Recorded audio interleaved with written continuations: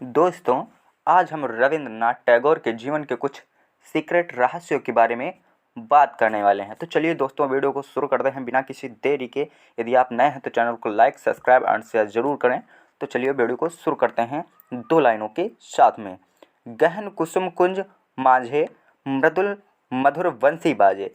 राष्ट्रगान के लेखक गुरु रविंद्रनाथ टैगोर ने अपनी आत्मकथा जीवन स्मृति में लिखा है, जब वे 16 साल की उम्र में इस तरह की कविता लिखी तो वह बेहद उत्साहित हुए थे। वे जानते थे कि उनके बंगाली समुदाय में इस तरह की कविताओं को समझा नहीं जा सकता। फिर भी उन्होंने ब्रज भाषा में श्री कृष्ण केंद्रित इस तरह की कविता लिखना जारी रखा। लेकिन अब टैगोर के सामने एक चुनौती खड़ी हो गई कि वह बंगालियों के बीच अपने इस तरह की लेखन को, कविता को किस प्रकार पेश करें। तभी टैगोर के दिमाग में एक शरारत सूझी। आप इसे शरारत कहिए या फिर टैलेंट कहिए। उन्होंने अपने एक दोस्त को बताया कि ब्रह्म समाज की लाइब्रेरी में उन्हें भानु सिंह ठाकुर की एक पांडुलिपि से ये कविताएं मिली हैं। दोस्त को ये कविताएं इतनी पसंद आई कि उसने टैगोर को उन्हें तुरंत प्रकाशित करने का सुझाव दिया, क्योंकि उसकी राय में यह कविताएं विद्यापति और चंडीदास के कृष्ण काव्य के टक्कर की थी, या उससे भी बेहतर लगी। राधा और कृष्ण की किंवदंतियों पर आधारित काव्य परंपरा की ये कविताएं उन्होंने ही लिखी थी। आखिर टैगोर ने अपने दोस्त को ये सीक्रेट बताया।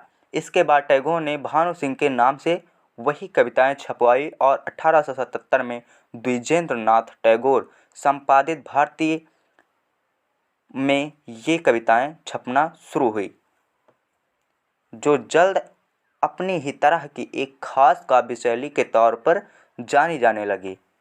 जब स्मृति में टैगोर ने इस उपनाम का या छंद नाम के बारे में कुछ इस तरीके से बताया। थॉमस चैटरटन की कहानी का मुझ पर काफ़ी प्रभाव था।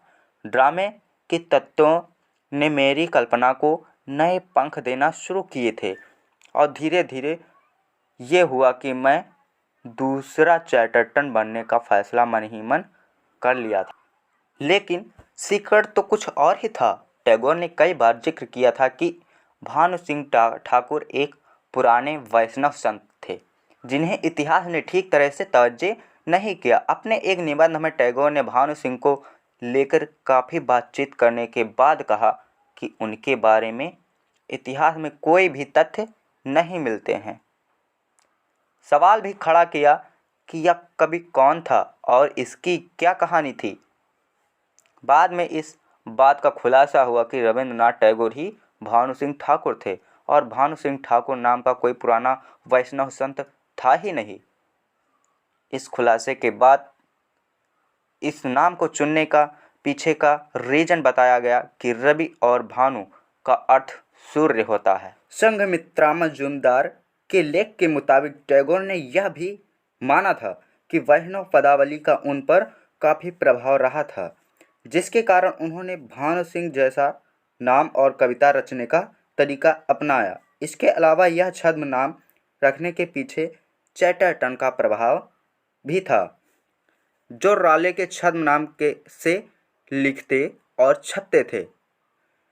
इसे प्रयोग कहिए या शरारत, कुछ भी कहें, टैगोर के इस कारनामे से हुआ ये था कि उस समय कई लोग मानने लगे थे कि भानु सिंह ठाकुर नाम का कोई वैष्णव कवि या संत हुए थे। भानु सिंह पदावली को लेकर कई चर्चाएं हुई थी और यहाँ तक कहा गया कि एक वक्त तो टैगोर को भी इस पर विश्वास हो गया था कि भानु सिंह वास्तव में कोई था। यहाँ तक कि एक विद्वान को पीएचडी जिस थीसिस पर मिली थी, उसमें भी भानु सिंह ठाकुर नाम के एक कवि का जिक्र कर दिया गया था। तत्पश्चात छद्म नाम के बाद गुरुदेव नाम से टैगोर जी को जाना जाने लगा। लेकिन इनके हर रहस्यमयी कहानी की तरह इस नाम के पीछे भी एक कहानी है, जिस पर कई बार विश्वास किया जा चुका है। अगर यह आपसे पूछा जाए कि टैगोर को गुरुदेव नाम किसने और क्यों दिया? तो आपके पास शायद यही किस्सा सुनने को होगा। एक्चुअली प्रचलित किस्सा यही है कि एक कार्यक्रम में टैगोर ने पहली बार मोहनदास करमचंद गांधी को महात्मा गांधी कहकर पुकारा और यही उपाधि उनके नाम के आगे जुड़ गई। टैगोर के इस संबोधन के प्रत्युत्तर में गांधी जी ने उन्हें गुरुदेव कहा और तभी से उन्हें गुरुदेव की उपाधि मिल गई और उन्हें गुरुदेव नाम से जाना जाने लगा। और यही हमें स्कूलों में भी पढ़ाया जाता है।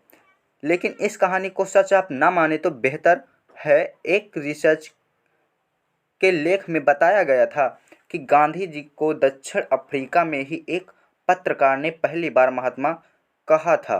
हालांकि टैगोर के संबोधन के बाद जरूर यह प्रचलित हुआ, लेकिन बात करें गुरुदेव उपाधि की तो टैगोर को यह नाम सबसे पहले 1901 ईस्वी में ब्रह्म बांधव उपाध्याय ने दिया था। आश्रमेर रूप ओ विकास नामक किताब में टैगोर ने खुद यह जिक्र किया है कि कैसे उनके समकालीन रोमन कैथोलिक वेदांती पुजारी उपाध्याय ने पहली बार यह संबोधन दिया था। यह वही उपाध्याय है जिन्होंने पहली बार टैगोर को विश्व कवि भी कहा। इसके बाद नोबेल विजेता टैगोर को इस नाम से कई बार पुकारा गया। गुरुदेव और विश्व कवि नाम इनके इतने प्रचलित रहे कि इन्हें जोड़कर कवि गुरु नाम भी टैगोर के लिए प्रचलित रहा। असल में शांति निकेतन विश्व भारती की स्थापना के बाद शिक्षाविद के तौर पर मशहूर हुए टैगोर को गुरु या गुरुदेव कहा जाता रहा और दुनिया के शीर्ष कवियों में शुमार होने पर विश्व कवि उल्लेखनीय भी है। और 27 दिसंबर 1911 को जन गण मन कांग्रेस कलकत्ता अधिवेशन में पहली बार टैगोर ने गाया था। याद रखने की बात यह है कि यह राष्ट्रगान बाद में बना, पहले यह कविता थी और यह कविता जनवरी 1912 में पहली बार रविंद्रनाथ टैगोर के नाम से ही तत्वबोधिनी पत्रिका में छपी थी।